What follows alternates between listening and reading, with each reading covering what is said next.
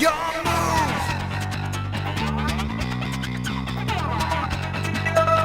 is going on, you guys? Bashtian here. Hope everyone had a fantastic weekend, and today we're going to be checking out one of the best decks coming out of Tactical Masters. Now, Tactical Masters is a set just released this past weekend, or past weekend, whatever, a few days ago. So I really want to go ahead and show you guys some of the best decks coming out of it. It is just 3 decks and a whole bunch of reprints, really. Nothing too crazy. We have the Valiants, which I know I said I was going to make it before you buy a video on. Still working on it. Depending on when this video uploads. You may have seen that already. So Valiants, we have Runics, and then we also have the Labyrinth archetype. Labyrinth archetype looks like it's more my speed, control style deck, but we are going to be visiting the Runic archetype in this video, guys. So the Runic archetype is really cool. Only spells lineup and a few monsters in the extra deck. So basically what it revolves around is the first deck that is dedicated, the first archetype I should say, that is dedicated to decking out your opponent by banishing cards off the top of your opponent's deck, which I think is really cool.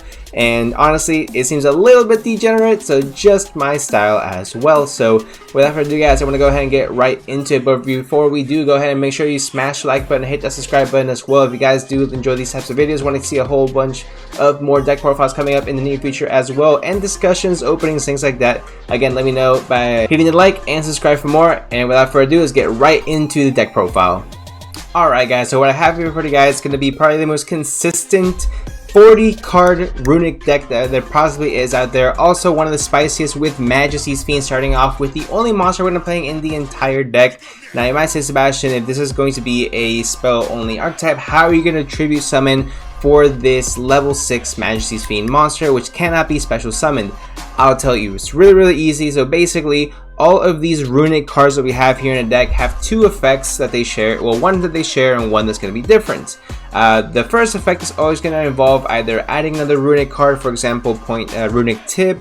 You also have target a monster on the field, negate its effects, destroy a special summon monster, target a spell trap, and then banish cards off your opponent's deck. So that is always going to be more or less very similar for the first effect. The second effect is going to be the exact same across all the board.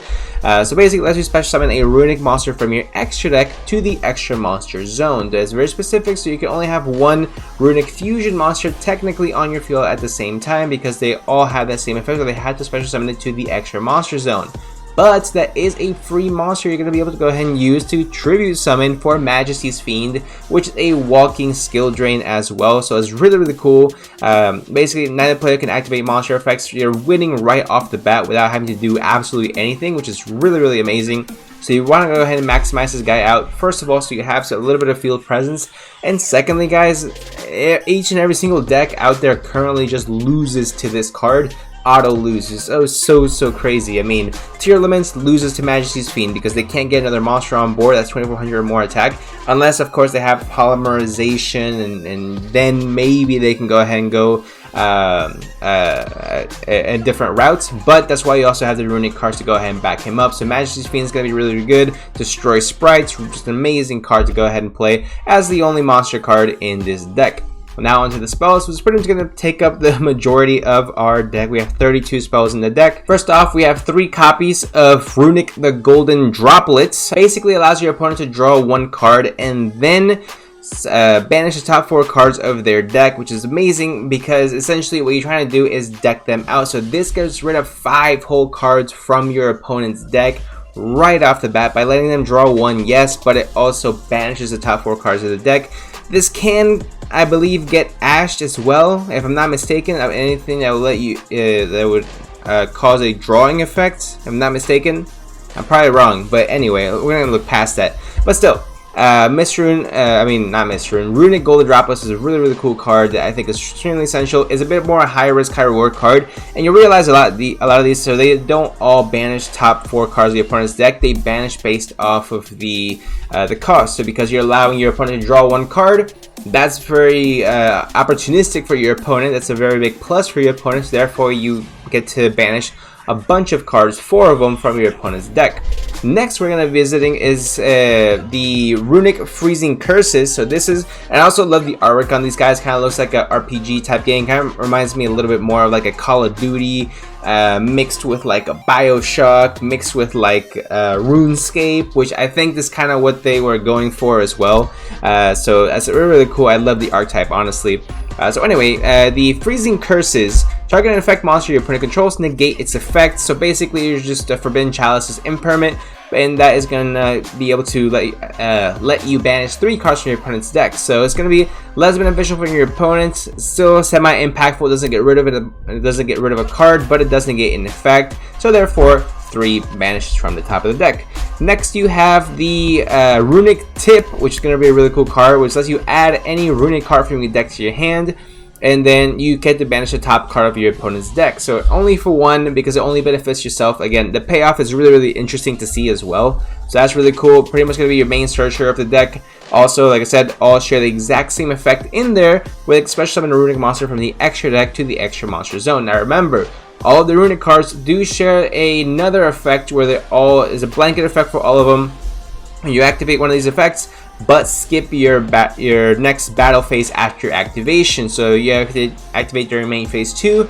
You are then skipping your next battle phase on your next turn, so do be aware of that as well. Next up on our list, guys, we got 3 copies of Runic Slumber. So activate one of these effects, yada yada yada. Target a face-up monster in the field. The next time that monster will be destroyed by battle or card effect, it is not destroyed. Also, it cannot attack this turn. Then, after applying this effect, banish the top 3 cards of your opponent's deck. It's 3 cards because, yes, technically you can target face-up monster your opponent controls, but what I think is most effective is when you have one of your Runic fusion monsters in defense mode in the extra monster zone, you can activate this, target that face-up monster, and it cannot be destroyed by battle or card effect that turn. Or not that turn, but that next time, which is really good to go ahead and have, and give you a little bit more of a board presence. Again, this is the main con of the deck. If you guys have not checked out my before you buy for Runics, definitely go ahead and do so. Card will be somewhere in the description at some point throughout the videos. Definitely go ahead and check that out as well. One of the biggest cons of Runic, I keep wanting to call it Mr. Rune. One of the biggest cons of Runic is that it does not have any field presence. That's where I said before,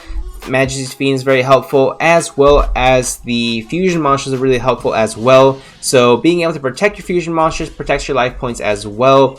I have seen a few builds again with Mystic Mind, but I'm just not really a big fan because his deck does rely quite a bit on the field spell, and is a very good reason why, and we'll get to that in just a little bit. So next we play 3 copies of Runic Flashing Fire. So target a special summon monster your opponent controls, destroy it, and then banish the top 2 cards of your opponent's deck. It's really good. Basically destroys special summon monster. Very easy to understand. Next, Runic Destruction. Again, I love the artwork with these guys. Target a spell trap your opponent controls, destroy it, then banish the top 4 cards of your opponent's deck. So because destroying a monster, special summon monster, is going to be more effective. It has I think you only get to banish top 2. Destroying a spell trap is less effective unless it's Mystic Mind, which is definitely why you want to go ahead and play this card as well. Although Mystic Mind does absolutely nothing against this deck whatsoever, because you're only playing a few monsters, and you can go through an entire duel, an entire match, several matches without ever summoning out a monster, which is really cool. So you get to really maximize your effects of milling your opponent, of decking out your opponent. So this gets to destroy any spells and traps, which if you're going up against like a anti-spell fragrance is going to be really good as well. Next you're going to play Runic of Dispelling. If your opponent adds a card from their deck to their hand, except during the draw phase, discard 1 random card from their hand, then manage to top 2 cards of their deck. This, I think, is really cool if you're going up against a deck that specifically searches a lot, so I would probably side 2 additional copies in the side deck as well. And you can do this with a lot of the Runic cards, as some are better going first or second. Really just depends on what you prefer, and just what the overall game state demands for.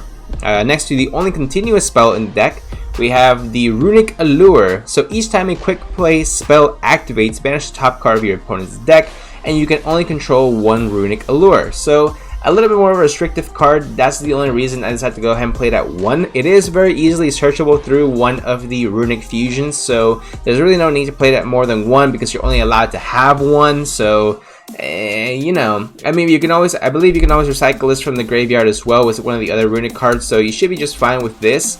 But so I don't recommend playing anymore. It clogs up your hand. You really want to make sure you have as many quick plays in your hand as possible. So on to the next one. Alright, now this one's really cool, and I actually love the theory behind this one, which is going to be Runic Smiting Storm. So honestly, beautiful artwork again.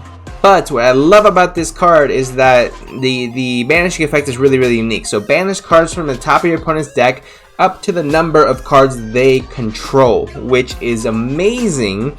And I'll say that only because this card is actually ridiculous going second. You imagine going up against a full Sprite board with Totally Awesome, Sprite Elf, Sprite Red, you got your Gin Buster or Pit Knight Yearly, and you got your Super Poly set, everything like that. It doesn't even say monsters, it just says up to the number of cards they control.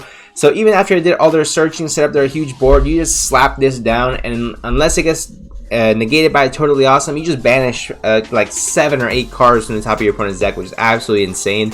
And you're already halfway there essentially. After your Sprite deck goes, probably around maybe 6-7 cards down in their deck, activate this, another 7 or 8 cards down in their deck, plus the 5 they already drew for to start the whole duel. That's up to like 23 cards already done. You only have 17 left to go through, so I think that's absolutely nuts. This card is crazy good.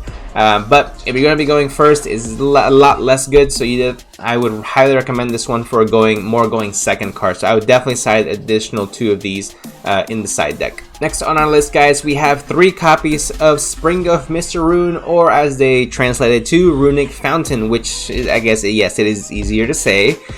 So when you activate a Runic quick play spell from your you can activate Runic quick play spell cards from your hand during your opponent's turn. So it's very similar to Magical Musketeers, if you guys remember those, where it let you activate the Magical Musket cards from your hand as long as you control the Magical Musketeer monster or something like that. It's very similar to that, where you can go ahead and pretty much make sure your entire Runic spells hand traps from your hand, which is really good. It's very reliant on this card in order to recur and grind out as well. I'll talk about that in just a second. So you can activate Runic quick play spell cards from your hand during your opponent's turn, already broken enough as that is. Once per turn, if you activate a Runic quick play spell card, you can target up to 3 Runic quick play spells in your graveyard and place them on the bottom of your deck in any order, then draw that same amount of cards, which is crazy. So you get to refill your hand after you just went off on your opponent, negating everything, which is actually so crazy. So I really went back and forth with this as far as playing hand traps in the deck goes, just because it would be absolutely nuts. Just go off on your opponent with a whole bunch of Runic spells and then draw 3 still on your opponent's turn and draw into hand traps, things like that. But I just thought, you know what, the quick play spell is already being treated as hand traps, so there's really no need to, you know, double down on that. I think it would be a bit too much. But this field spell is absolutely crazy. I really wanted to go ahead and include Demise of the Land in here, but there was just no room for it with all the other high impact, high power cards that you are going to be playing as well. Plus, the terraforming is not the only way to get to the field spell as well. Some of the Runic fusion monsters search it out also, so it's not really as necessary as one would really think. Next, of course, 1 copy of Terraforming. As I said before, field spell is broken. 2 copies of Pot of Desires, because you want to make sure you have as much card advantage in your hand advantage, not card advantage, hand advantage as possible. Card advantage, I'm referring to overall field and hand. I just need hand advantage. As long as I got hella cards in my hand, I feel so safe with this deck. Next, we 2 copies of Scapegoat. You gotta make sure you have at least a little bit of a boss monster in there. So that's why I play Shirag the Ominous Omen. We'll get to the extra deck in just a second though. 3 copies of Super Polymerization. Again, if you can play it, why not? The card is busted. 1 copy of Call by the Grave. 3 copies of Trickstar Reincarnation. This is not just because I'm a fanboy. Okay, I promise. This card is actually crazy good in this deck. Your objective is to deck out your opponent, and what does Trickstar Reincarnation do is the first line is just banish your opponent's entire hand, and that's final. That is crazy to me. That is so crazy to me. I think Trickstar Reincarnation is a must-have. If you're not playing this in a Runic deck, you are crazy right now. I have thought about putting in a small Trickstar engine in here just so you can search it out a little bit faster, but I feel like that'd be making it a bit too much of a Trickstar deck, and I don't want to do that right now with the first profile I'm putting out there. So anyway, next you wrap up the deck with 2 copies of Skill Drain. That's going to be it for your 40 card Runic deck profile. Now onto the extra deck, Runic main deck I should say, onto the extra deck, I played 2 copies of Enemy Controller. This is strictly for the Garura play, so you can make sure you get that draw 1. Next you played 2 copies of Shirag the Ominous Omen, and nowhere on there does it say it needs effect monsters. It just needs Beast, Beast Warrior, or Winged Beast monsters, which is absolutely lovely because Scapegoat, all the sheep tokens are beasts, so absolutely free. Link 4, really good card. I highly recommend playing this in your any deck that plays Scapegoat should definitely go ahead and keep at least 1 to 2 copies of Shirag the Omen in the extra deck. Next for the fusions, guys, I played 2 copies of the Huggin, the Runic Wings. That sounds like the diaper brand, but we played 2 of her. Next we played 2 copies of Munin, the Runic Wings, and lastly we play Gary the cat from SpongeBob, the Runic Fangs. So 2 of each is really all you're gonna need. I have thought about cutting the Huggin and the Fairy and the Gary, just because I think that Moon is probably gonna be the better one because it searches out that the elusive one of, which is gonna be your continuous spell to get you that additional 1 banish off of your opponent's deck. So that's why I kind of think it's better because it searches out the one of. So take it as you will. Next for the other Super Poly targets, I play 1 copy of Mudragon of the Swamp, 2 copies of Garura, and 2 copies of Predaplant Dragos Tapelia with 1 fusion monster and 1 dark monster. So that's gonna be it, guys, for the Runic deck profile. Let me know what you guys think in the comment section down below. If you guys do enjoy these types of videos, let me know in the comment section down below. But you can also let me know by hitting that like button and that subscribe button as well.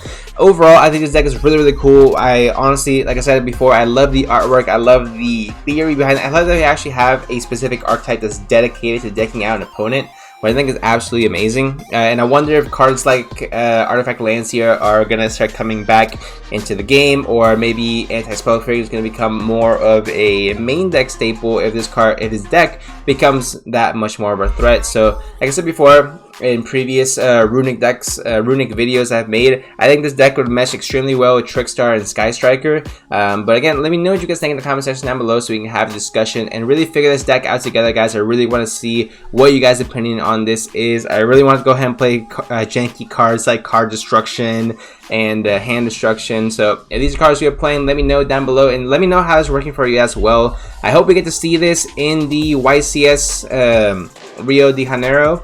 I'm recording this prior to the YCS, so if we do, alright. If we don't, then, you know, it is what it is. But I think I've gone on long enough, guys. I appreciate you guys who did stick around this long. You're the real MVP. Subscribe for more, and I'll see you guys in the next one.